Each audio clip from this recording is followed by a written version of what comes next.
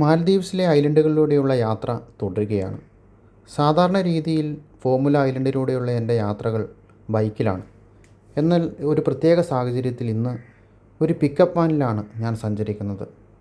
Formula ഐലൻഡിൻ്റെ ഒരു ഭൂപ്രകൃതി നിങ്ങൾക്ക് മനസ്സിലാക്കി തരിക എന്നതാണ് എൻ്റെ ഉദ്ദേശം. നമ്മുടെ വലതുവശത്ത് കാണുന്നത് ഇവിടുത്തെ ഫയർ സ്റ്റേഷനാണ്.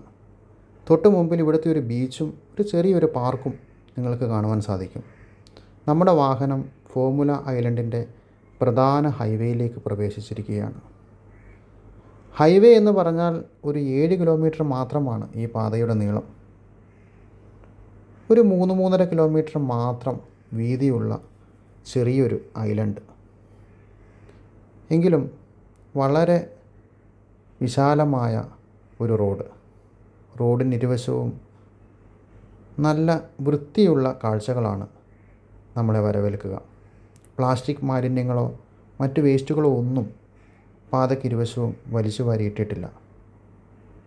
ഏകദേശം ഒരു 2 വർഷങ്ങൾക്ക് മുമ്പാണ് ഈ ഐലൻഡിലെ ഒരു 80% റോഡുകളും ഇതുപോലെ ടാറിങ് ചെയ്ത് മനോഹരമാക്കിയിട്ട്.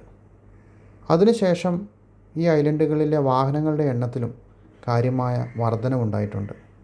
മുമ്പ് ഇരുചക്ര വാഹനങ്ങൾ മാത്രമായിരുന്നു ഐലൻഡുകളിൽ ദ്വീപ് നിവാസികൾ യാത്രയ്ക്കായി ഉപയോഗിച്ചിരുന്നത്. എന്നാൽ ഇപ്പോൾ ഒരുപാട് കാറുകൾ നമുക്ക് ഐലൻഡുകളുടെ നിരത്തുകളിൽ കാണാനായിട്ട് സാധിക്കും. തെങ്ങും മാവുമൊക്കെയാണ് ഇവിടുത്തെ പ്രധാനപ്പെട്ട വൃക്ഷങ്ങൾ. വൺ ഐലൻഡ് വൺ അറ്റോൾ എന്നാണ് ഫോമുല ഐലൻഡ് അറിയപ്പെടുക.